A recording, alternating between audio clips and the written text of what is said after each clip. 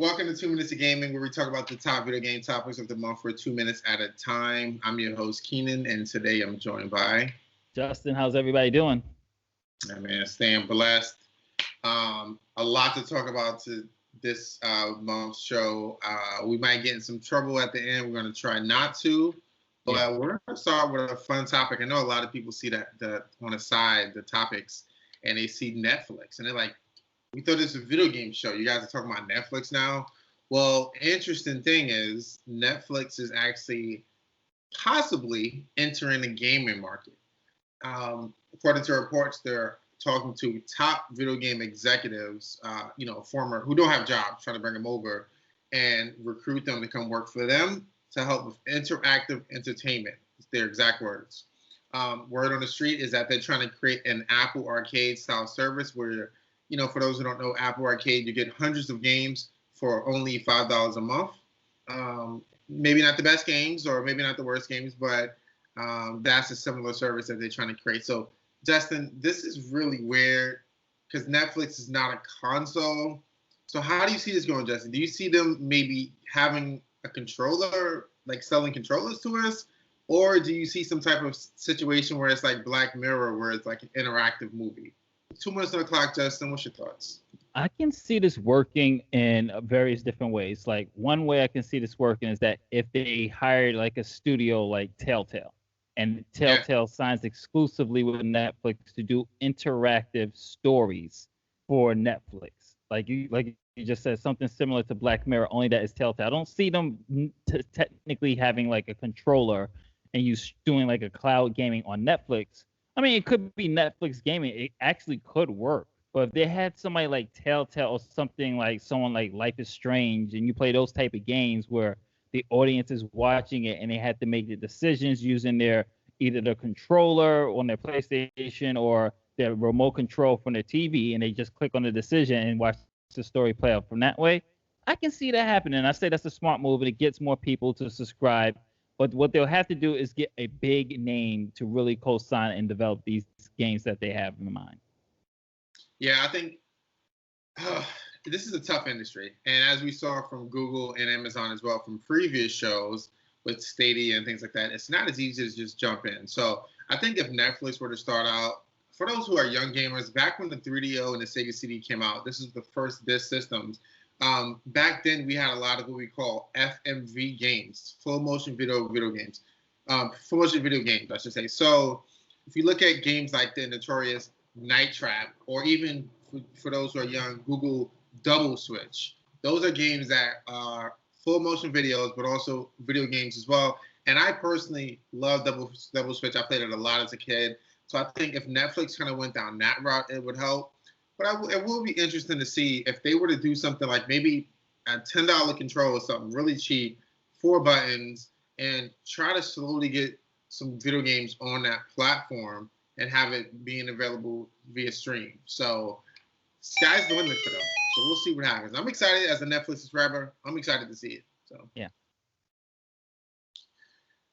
All right, so more traditional video games. Mass Effect is out. Justin, you and I are both playing it, both enjoying it as well. Just little spoilers. But Justin, for those who have played this game in the past, I think they don't need to watch the show to say if they should buy it or not, because you already played it and beat it.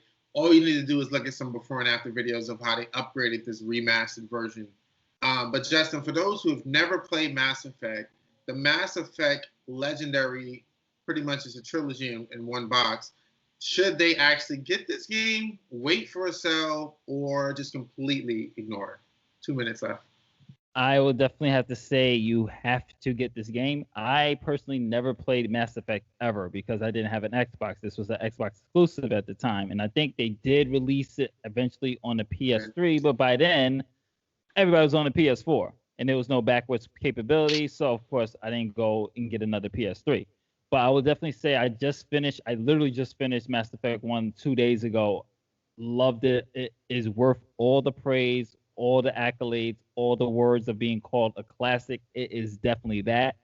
Great characterization, amazing graphics. I love the combat system, the use of RPG and leveling up your weapons, your characters. the decisions that you make that shapes the story. Like this is one of the first, besides the Knights of the Old Republic, and this was what Western RPGs was so popular at the time. The ability to your choices affect the next game, and you're definitely going to see that, Keenan, when you beat the first game. You're going to see how your choices affect, even the smallest ones affect the story. It's brilliant. Definitely buy at full price, so we can definitely get hopefully more BioWare, like maybe Dragon Age Legendary Edition and Star Wars: The Knights of the Old Republic. Hands down, get it.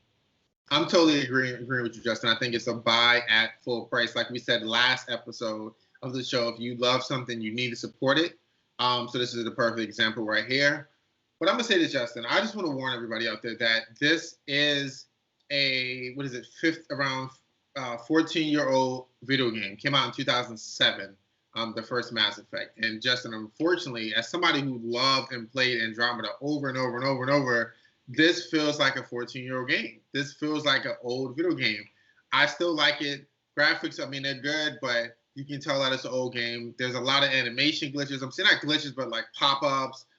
There's certain situations like where I remember I got in the elevator, and next thing you know, like the elevator door closed, and like both my teammates were automatically in the elevator. The animations for the mouth look kind of weird sometimes when they talk. So just be warned.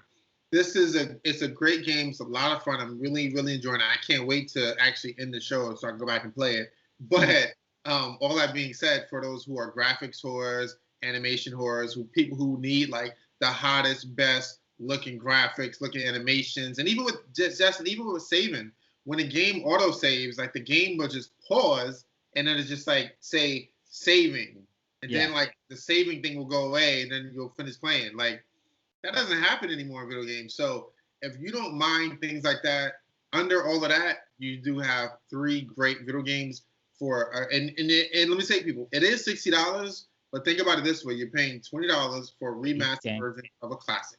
Of each game, yeah. Each game. So get it. All right. Speaking on the future now, Justin, E3 is coming up next month. By the time we record the next show, it'll already be done. So this is our last show before E3. So Justin, do you have any E3 predictions, and what are you kind of expecting from the show? I'm hopefully expecting to see Metroid from Nintendo. I'm expecting to see them at Metroid Prime 4. I want to see, of course, more gameplay of Tales. I'm expecting to see Zelda. What else they're going to announce for this anniversary? Because if all we're getting is Skyward Sword, complete trash. I'm sorry. I need that Wind Waker. I need that Twilight Princess remastered or whatever re-release for the Switch. And I definitely want to see WWE 2K. I think, was it 2K21 or is it going to be 22? I can't remember. But the next WWE game. Definitely want to see the AEW game. The Ninja Turtles game. Definitely want to see more gameplay of that. And of course, Final Fantasy 16. Definitely want to see that. And hopefully, hope to God, we get a release date for part 2 of Final Fantasy 7. Yeah, let's pray on Final Fantasy 7. I don't know about that. I actually made a little list here that I'm gonna go through. For me, my number 1 is Breath of the Wild 2. Like, if I don't see that, I'm gonna be so disappointed to me. I don't care what else I see after that. During Take-Two's earnings call, which was last week, the CEO mentioned that they're going to be releasing 21 new games from now till March. It's a lot of games. Unfortunately, the way he spoke on it, it won't be Grand Theft Auto, but it should be. But anyway, if Grand Theft Auto comes out, it'd be great, but it probably won't, according to him. But I am expecting WWE to be on another level to where I'll actually buy it and I'll be excited about it. I'm going to talk more about this later, but Sega has been kind of reaching back into doing some remakes, remasters, so I'll be excited to see some more. And also, how is Sony going to respond to Microsoft Game Pass? I'm hoping that they address that during their conference at E3. And lastly, for Microsoft and Sony, I want to see what are they doing to make us want to buy these new consoles? Because I haven't seen anything. I agree. So we'll see. IGN, oh boy.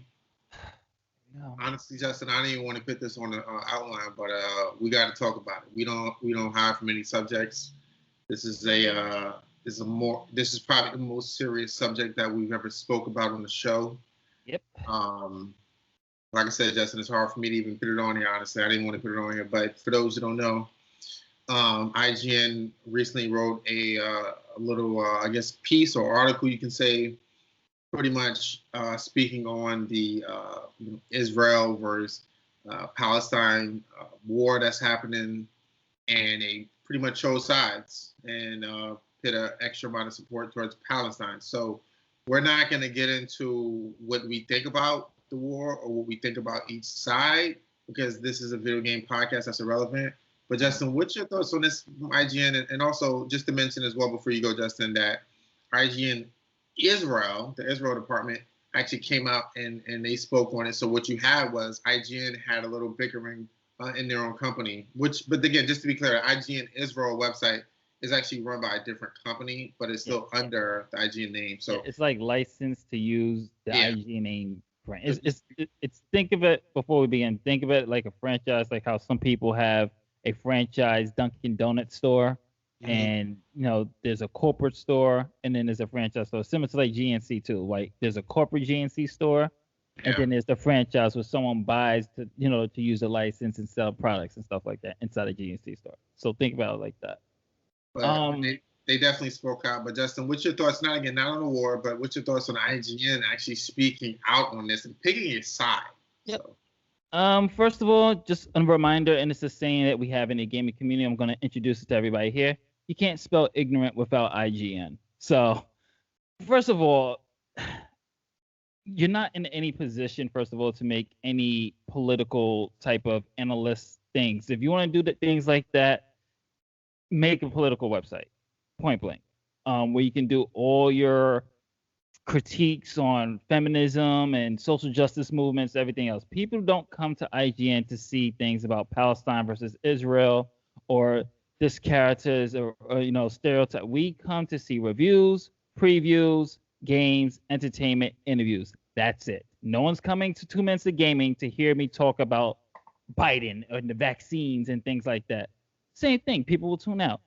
What they did was reckless, dangerous, number one, and really irresponsible, because you should know that you have IGN Israel, and then you're just your it was for charity, but you wrote a hit piece placing blame, and that's where the issue came into play. Now, I know nothing about politics, and I'm not even really fully aware and immersed. That's neither here and there, so I'm not even going to get into that. All I'm just going to say, for both sides, rest in peace to the dead, and that's all I'm going to say on that. But IGN was really, really reckless with this, and is at this point now where these journalists are not journalists. These people are activists. That's it. They're activists that have hijacked the industry to whatever political motive that they have. These people barely, that's a whole nother episode down the line. We'll probably get into it. But it's just like, it's at this point, like, where this is where enough is enough. And yeah, we're going to go over on this one because it's a serious topic, but like, it's enough is enough already, because this could have caused a really big stir. Like, yeah, people like IGN's not that important, but this could have had some ripple effects regardless, because it could have been easy, like, hey, the Americans are choosing this side just because, hey, this website's doing it. They all must feel like that. It's just like, guys, IGN, just stick to what you know, which you barely know, by the way, which is gaming, because your reviews that's a whole different story. Gaming, movies, interviews, previews, and just stick to your business. Stick to what you know. You're going to lose your audience. That's it. Yeah, it's tough because, we have a lot of personal views on the world, and we don't use this platform to display them. We don't, we don't go and advocate to say who should you vote for, or like Justin said, should you get a vaccine or should you not, or what's our thoughts on Congress passing this bill and the stimulus. I feel like you can have a voice and you can use your own personal platform, but I think using your work platform for things like this, I think it's a little distasteful. And I think that, like Justin said, a lot of these websites are getting so used to being able to just speak on these topics freely. And a lot of times, if they're aligned with the right people, nobody bats an eye. But regardless of the topic, if it's good or bad, if you're right or wrong, you still need to stick within your subject matter. So all that being said, we will take a stab at certain topics, excuse me, but it has to be video game related. So if we were to talk about a Black Lives Matter, or if we were to talk about, a Biden or whatever, what does that have to do with video games? Now, if those topics come into the video game world, like this one is, then we'll speak on it. But if not, we're not going to speak on it because you already have CNN, MSNBC, and you have sometimes experts who are on the ground floor out there who are experiencing those. And those are the experts that you should defer to, not people who focus on video games. Yeah. And just last thing I'm going to say on this, it's just like they hire these political activists who literally don't know nothing about gaming, but they're just trying to use the platform to just state their opinion, it's just like this moral superiority thing that's going on. It's getting ridiculous. IGN, stick to what you know. That's all I'm gonna say. We're done. Yeah.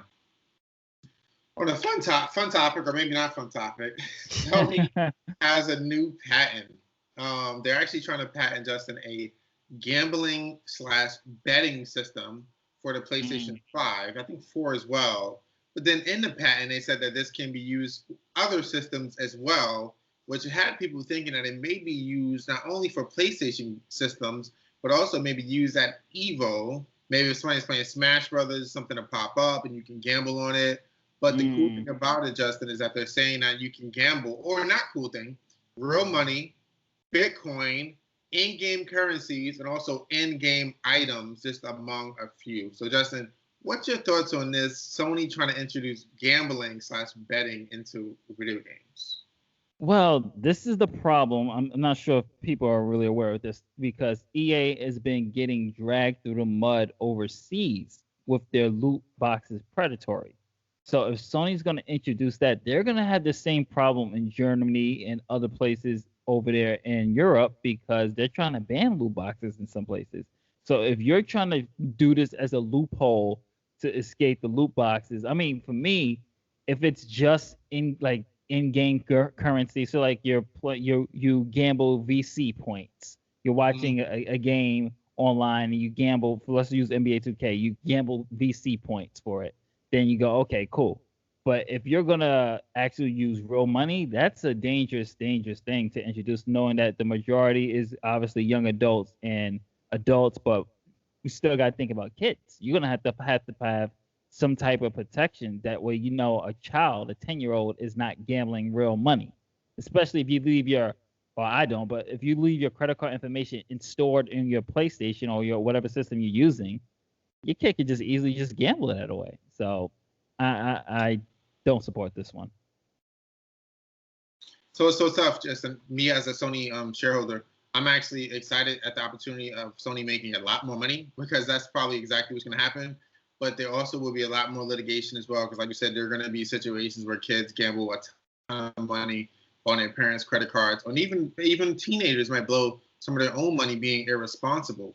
I think the real money situation is going to be messy. But Justin, I love the idea of betting in-game currencies and also betting in-game items as well. Because as you know, Justin, not that Animal Crossing is on PlayStation, but a game like Animal Crossing where your items and your currency has so much value, it'd be really cool to be able to win, a TV in a game or, in Animal Crossing or that type of item, in a PlayStation game.